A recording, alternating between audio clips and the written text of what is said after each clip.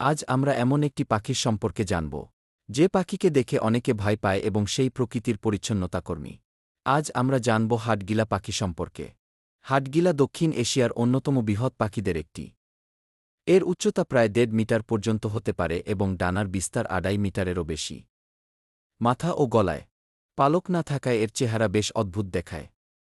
এই পাখি মূলত মৃত প্রাণীর দেহাবশেষ, মাছ, ব্যান এবং বিভিন্ন ধরনের বর্জ্য খেয়ে বেঁচে থাকে।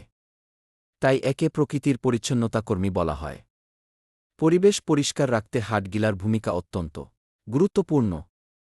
ভারতের অসম রাজ্য এবং আশপাশের কিছু এলাকায় এদের সবচেয়ে বেশি দেখা যায়। তবে বনভূমি ধ্বংস, জলাভূমি কমে যাওয়া এবং মানুষের কারণে এদের সংখ্যা দ্রুত হ্রাস পাচ্ছে। একসময় সাধারণভাবে দেখা গেলেও বর্তমানে হাটগিলা একটি বিপন্ন প্রজাতি।